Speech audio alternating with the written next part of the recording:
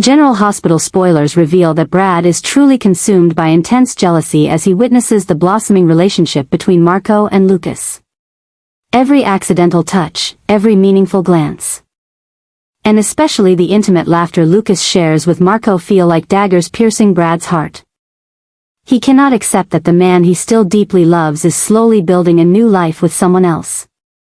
The new complications in the developing relationship between Marco and Lucas, from getting to know each other's habits to deep conversations about the past and future, become an obsession for Brad, leading him to monitor their every move through social media and even follow them on chance encounters at places he knows they'll be. However, when Brad hires Detective Elaine Stevens to investigate Marco, he begins to uncover some truly dangerous things behind the young lawyer's perfect exterior. What started as the actions of a jealous ex-lover has now turned into a serious investigation into a man with a questionable past. Through the information Elaine provides, Brad learns that Marco is not just an ambitious lawyer trying to build a career in Port Charles, but has troubling connections to criminal organizations in his former city. Although the case was eventually dropped due to a lack of evidence, a conclusion Brad suspects was influenced from outside. Things are escalating as Brad discovers Marco may not be pursuing Lucas out of real affection, but as part of a larger scheme, possibly related to the hospital where Lucas works, or even tied to the Corinthos family through Lucas' connection with them. The secret late-night calls Marco makes, strange meetings with strangers at Port Charles Harbor, and especially how he seems to always appear at the exact locations where he might meet Lucas, all seem suspicious in light of these new revelations. This is turning into one of the new twists in the storyline as Brad, once known for his schemes and deceit in the past, now becomes someone who might be trying to protect Lucas from a potential danger. This twist of fate, from villain to potential protector, creates a fresh, unexpected dynamic in the Port Charles story. Brad, still viewed with suspicion by many in town due to his past actions, now faces the challenge of convincing Lucas not only of the danger Marco poses, but also proving to everyone that this time he's acting in the interest of others, not out of selfish motives. The new shock comes when Brad finds evidence suggesting Marco may have ties to an old enemy of Port Charles, Cyrus Renault. A photo from 2 years ago shows Marco in a close conversation with Cyrus at a charity event in Manhattan, and judging by their body language, this is not the first time they've met. If this connection is confirmed, it not only puts Lucas in danger but could also threaten the safety of the entire Port Charles community. Brad now faces a tough decision. Should he reveal this information to Jason Morgan, who could verify and deal with the threat, but also has a valid reason to distrust everything Brad says, or should he confront Marco himself? An action that could put him in danger? As Brad struggles with this decision, he is torn between jealousy and the genuine desire to protect Lucas from a potential threat. In the process, he may inadvertently find the path to redemption he's been seeking for years after past mistakes. For a character known for creating drama, Brad may now be the only one who can prevent a true tragedy from occurring in Port Charles. Brad is truly receiving one of the new ideas about Marco's crimes. A shocking discovery that has completely changed his perspective on the current situation. What initially started as an investigation driven by personal jealousy has now turned into a serious investigation of a potential dangerous conspiracy threatening all of Port Charles. Through the information Detective Elaine Stevens provides and the clues Brad has cleverly gathered, he has gradually uncovered the secret relationship between Marco and Sidwell, a partnership not limited to business but with much deeper motives. It's Marco and Sidwell's relationship that is truly creating a dangerous threat to Sonny. Brad has discovered secret meetings between the two, where they frequently discuss the Port Charles plan and specifically mention how to approach Corinthos. Through difficult-to-obtain recordings and documents Elaine stole from Marco's office, Brad has enough reason to believe that Marco is not just a lawyer trying to build a career in Port Charles, but part of a larger plan orchestrated by Sidwell, one aimed directly at Sonny and his empire. But the story is becoming even crazier as Brad decides to approach Selina Wu. Not just to gather information about Marco as he had before, but to convince her to act against both Marco and Sidwell. The meeting takes place in Selina's tea room, where Brad, with rare anxiety, presents all the evidence he has collected. He explains that this threat isn't just aimed at Sunny but could also impact the power balance in all of Port Charles, including Selina's own business interests. Brad is asking Selina to take new actions to strip Marco and Sidwell of the advantages they are willing to cause. He proposes an audacious strategy. Instead of confronting Sidwell directly, a powerful and resourceful opponent, they will focus on Marco, who Brad believes is the weak link in the plan. But they can also force him to reveal Sidwell's true plan. Selina, although initially skeptical about Brad's motives, is gradually convinced by the evidence he presents. She realizes that if Brad is right, this is not only an opportunity to protect her business interests but also a chance to strengthen her position in the underground world of Port Charles. She agrees to help Brad on this case, on the condition that if the plan succeeds, he will officially return to work for the Wu family. When Brad leaves Selina's tea room with her agreement, he realizes he's just stepped into a much more dangerous game than he originally intended. He started this investigation driven by jealousy over Marco, hoping to find something that would pull him away from Lucas. Now, he's standing in the midst of a looming war between some of Port Charles's most powerful factions. And any misstep could put not only his own life in danger but also Lucas, the person he still wants to protect above all else. Returning to his apartment, Brad stares at the board he's set up, where he's pinned all the clues and evidence about Marco and Sidwell. He wonders if he has gone too far, if there really is a dangerous conspiracy, or if he's just looking for a reason to destroy Lucas' happiness with Marco. But then his eyes fall on the latest photo, a secret meeting between Marco and one of Cyrus Renault's men at the harbor, and he knows he can't turn back now. No matter his motives. He knows too much now, and if he's right, Port Charles is in greater danger than anyone could imagine. Just as Brad turns off the lights and prepares to sleep, his phone buzzes with a message from an unknown number, warning him to be careful with the game he's playing, and that not everyone is who they claim to be. The blood in Brad's veins seems to freeze as he realizes someone knows he's investigating, and that means he may have become a target. The game has only just begun.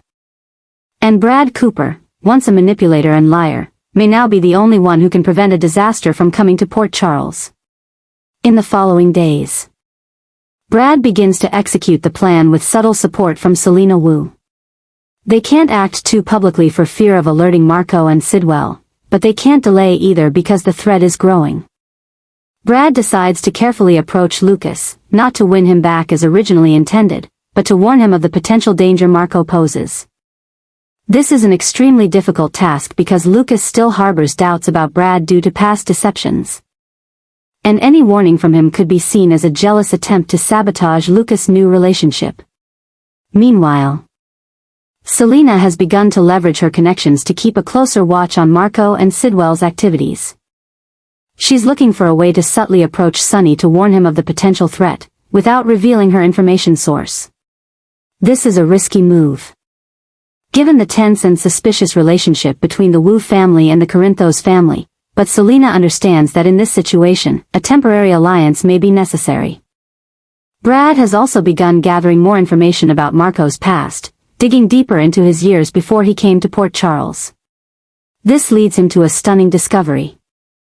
Marco was once part of a group of lawyers working for Cyrus Renault before he was arrested and imprisoned.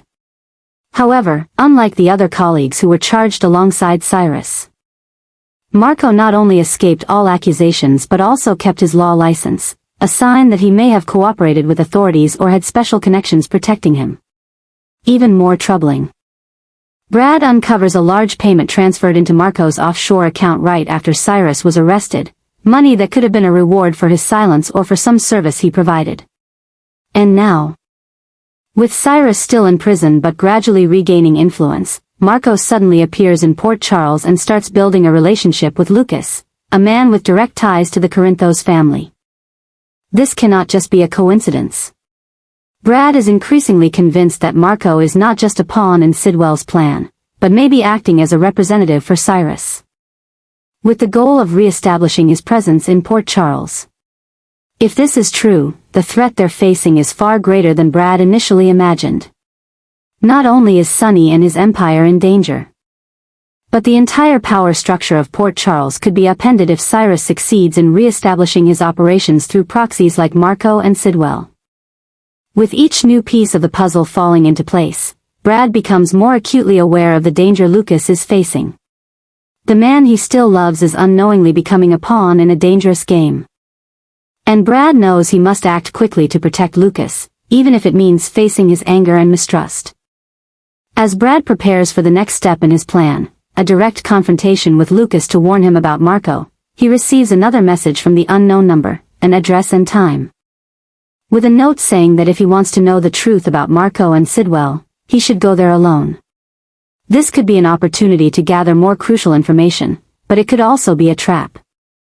Brad knows he's walking a fine line, with the risk of falling at any moment, but he also knows he has no other choice.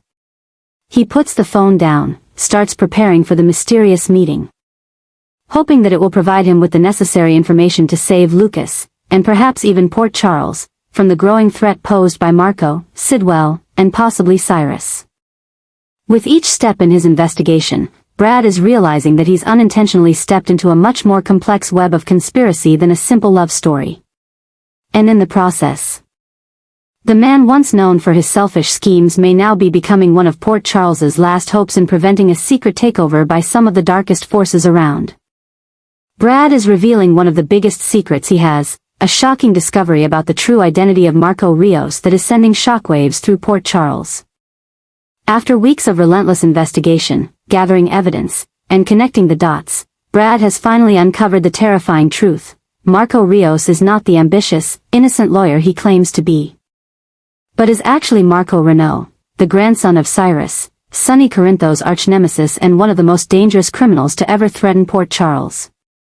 The story of Marco's true identity is leaving both Lucas and Carly in a state of confusion and denial. Lucas, who has become completely immersed in his new relationship with Marco, refuses to believe what Brad is revealing, thinking it is merely a jealous plot to sabotage his happiness. Carly, always wary of potential threats to her family, initially doubts Brad's motives. But when presented with undeniable evidence, including DNA matching the Renault family records Brad obtained through Selina Wu's connections, she begins to realize the seriousness of the situation. Things are escalating further when Brad reveals that Marco is not only Cyrus' grandson but also a key part of Cyrus' revenge plan. Marco's goal is not only to get close to Lucas for inside information from the hospital and the Corinthos family, but also to establish a legal foothold for Cyrus' operations in Port Charles. Through his position at Diane and Alexis law firm, Marco has started building channels to launder money, set up front businesses, and even access sensitive legal records related to Sonny's operations. Brad's calculations are making things even more chaotic when he decides not just to reveal the truth but also to confront Marco himself.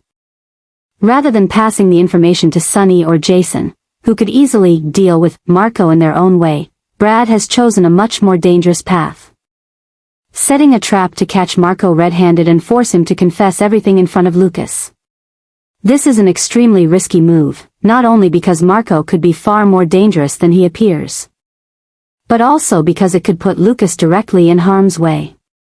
The new obsession forming in Brad's mind is not just about protecting Lucas or thwarting Cyrus' plan, but also about redeeming himself for past mistakes. After everything Brad has done, the lies, the schemes, and especially the incident involving Michael's child, he sees this as possibly his last chance to prove that he can do the right thing, that he can be the hero instead of the villain in Port Charles's story. This obsession is pushing him further, taking greater risks, without realizing that this recklessness could lead to disaster. This is becoming one of the new craziness when Brad decides to attack Marco not through violence or threats, but with a much more complicated strategy. He has begun working with Spinelli to hack into Marco's accounts, tracking all his financial transactions and communications. At the same time, Brad has convinced Elaine Stevens to continue investigating Marco's relationship with Sidwell, believing that if he can prove Sidwell is also part of Cyrus' plan, he will have a much stronger case. Brad plans to strike Marco by creating a situation that forces him to reveal his true colors. He's arranged to accidentally leak false information about an important Sonny operation at the docks, an operation that doesn't exist, hoping Marco will pass this information to Cyrus and his allies. When no operation occurs as expected, Marco will be forced to explain himself to his superiors, possibly leading to more revelations about his true role. Brad has set up listening devices in Marco's apartment and even in certain locations at the hospital where Marco frequently meets Lucas, hoping to catch conversations where Marco might inadvertently confess. This is leading to one of the new explosive conditions that are forming in Port Charles. Alongside the threat from Marco and Cyrus, there's now the risk of a direct confrontation between Brad and Marco, a confrontation neither of them is fully prepared to handle. Brad, though smart and cunning, is not experienced in violent situations or direct confrontations. Marco, if truly a Renault, may have been trained to deal with threats like Brad, and his response could be far more intense and dangerous than Brad is prepared for. Selina, aware of this risk, has begun preparing a backup plan.